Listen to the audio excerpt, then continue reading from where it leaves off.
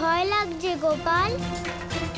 সবাই কত ভয় পাচ্ছে, আর আমরা কিছু করতে পারছি না। আমরা আর কতক্ষণ এইভাবে গোবর্ধন পাহাড়ে বসে থাকবো, আর কতক্ষণ এই ঝড় বৃষ্টি থেকে লুকিয়ে থাকবো। আর আমি চাই না এই পরিস্থিতিতে বৃন্দাবনবাসীদের কষ্ট হোক। রাধারানী, আমার দেওয়া কথা তোমার মনে আছে তো? হ্যাঁ গোপাল। তাহলে ঠিক আছে, তুমি নিশ্চিন্ত থাকো, না তোমার কিছু হবে আর না বৃন্দাবনবাসীদের। এখন তো আমাকে তোমায় এই জগতের সব থেকে সুন্দর রাজ্যের রানী বানাতে হবে তো নাকি? তুমি শুধু আমার সঙ্গে থাকো, আর ছেড়ো না। আমি ছাড়বো না গোপাল। রানী, শুধু এই শেষবারের মতো আমার বিশ্বাস করো। তোমাকে আমি বিশ্বাস করি গোপাল।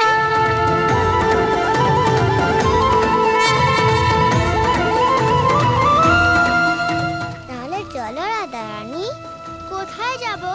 গোবর্ধন পর্বতের নিচে। কিন্তু গোপাল, বৃন্দাবন তো জলে ভরে আছে, তাহলে আমরা গোবর্ধন পর্বতের নিচে কেন নামবো? তুমি শুধু আমার সঙ্গে থাকো রাধারানী। ঠিক আছে গোপাল, চলো।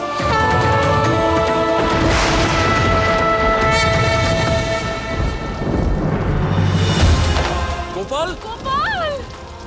রাধা! গোপাল, তুই কোথায় চলে গেলি? রাধা! গোপাল! রাধা!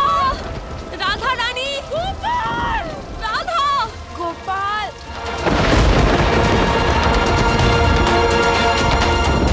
রাধা, তুমি কোথায়?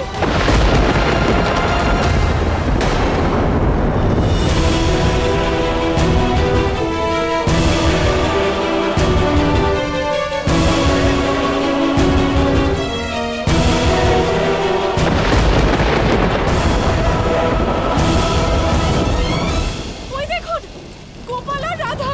গোপাল!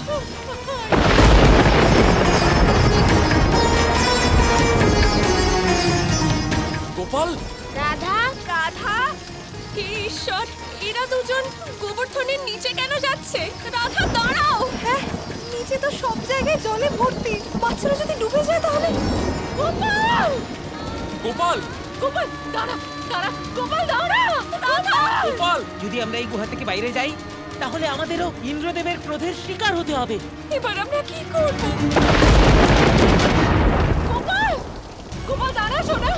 গোপাল, দাঁড়া! আজ আমার প্রকোপ থেকে কোনো বৃন্দাবনবাসী বাঁচতে পারবে না। শেষ হয়ে যাবে সবাই। সবার বিনাশ হবে।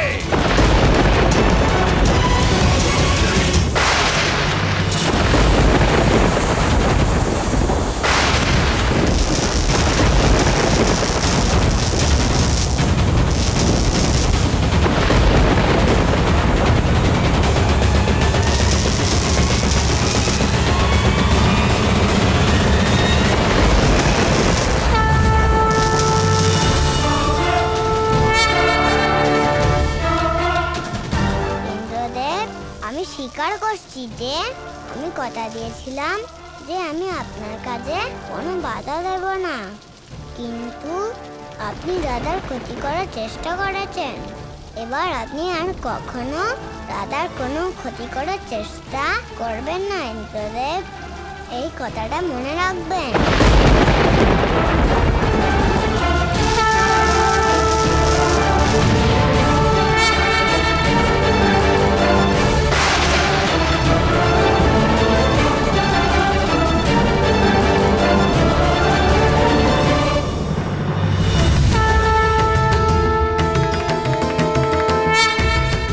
মহাদেব, কিছু একটা করুন। ইন্দ্রদেব ক্রোধে উন্মাদ হয়ে পড়েছেন। উনি জানেন না যে উনি কি করতে চলেছেন। মহাদেব, বৃন্দাবনবাসীর প্রাণ সংকটে রয়েছে। দেবরাজ কিছুতেই শান্ত হচ্ছেন না, আর নারায়ণও কিছু করতে পারছেন না। ওনার হাত বাঁধা, কারণ উনি দেবরাজকে কথা দিয়েছেন যে নারায়ণ দেবরাজের কোনো কাজে হস্তক্ষেপ করবেন না, আর তার এই সুযোগ নিয়ে দেবরাজ নারায়ণের সঙ্গে বিরোধিতা করছেন আর নিজের সীমা লঙ্ঘন করছেন। যখন আমার আরাধ্যই কিছু করছেন না, তখন আমি আর কি করতে পারি? এ আপনি কি বলছেন মহাদেব? নারায়ণ নারায়ণ, আপনার কথার অর্থ আমি বুঝতে পারছি না মহাদেব। দেবর্ষি, আপনারা শুধু শুধুই চিন্তা করছেন। আপনারা ভুলে যাচ্ছেন যে আরাধ্য যেমন দেবরাজ ইন্দ্রকে কথা দিয়েছেন, ঠিক সেরকমই উনি ওনার রাধারানীকেও কথা দিয়েছেন।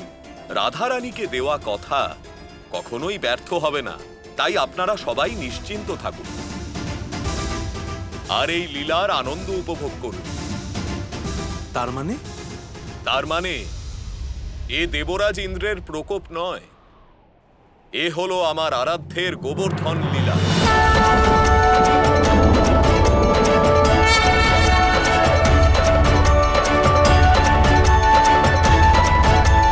তাই আপনারা নিশ্চিন্তে থাকুন আর প্রত্যেকবারের মতো এবারেও আরাধ্যের লীলার আনন্দ উপভোগ করুন। এ হলো সেই লীলা যা কেবল আমাদেরই নয়, বরং সমস্ত জগৎবাসীর কাছে চিরস্মরণীয় হয়ে থাকবে।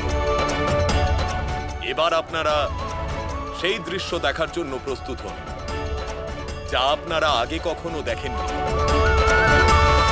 আপনি যখন বলছেন তবে তাই হবে প্রভু। গোপালের লীলা দেখার জন্য সবাই আগ্রহী। এইবার আমিও অত্যন্ত আগ্রহী। যারা এই লীলা দেখতে পাবে তারা অত্যন্ত সৌভাগ্যবান হবে। একদম ঠিক বলেছ গৌরী।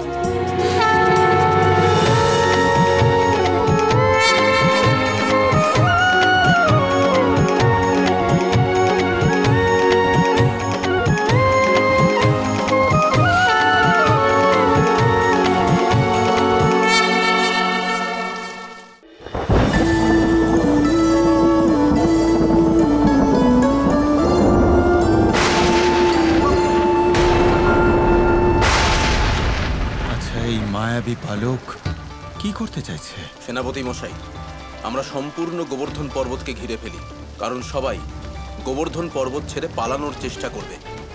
আর আমরা সুযোগ বুঝে বৃন্দাবনবাসীকে আক্রমণ করে ওদের মেরে ফেলব। ঠিক আছে, তবে তাই করো, কিন্তু আমি সংকেত না দেওয়া পর্যন্ত অপেক্ষা করবে। হ্যাঁ সেনাপতি মশাই।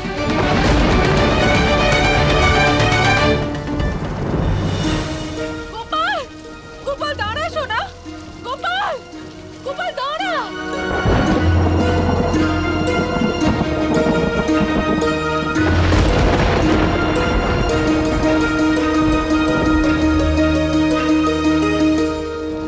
গোপাল, তুই কি করছিস? ওইদিকে দৌড়ে যাচ্ছিস কেন? তা আবার রাধাকে সাথে নিয়ে। আমি কখন থেকে তোকে ডাকছি, তুই আমার কথা শুনতে পাচ্ছিলিস না? আজকাল মায়ের গলার আওয়াজ পেয়েও তুই না শোনার ভান করিস, তাই না? না মা, গোপাল কি কখনো তার মার ডাক না শুনে কি থাকতে পারে? হ্যাঁ, আমি তো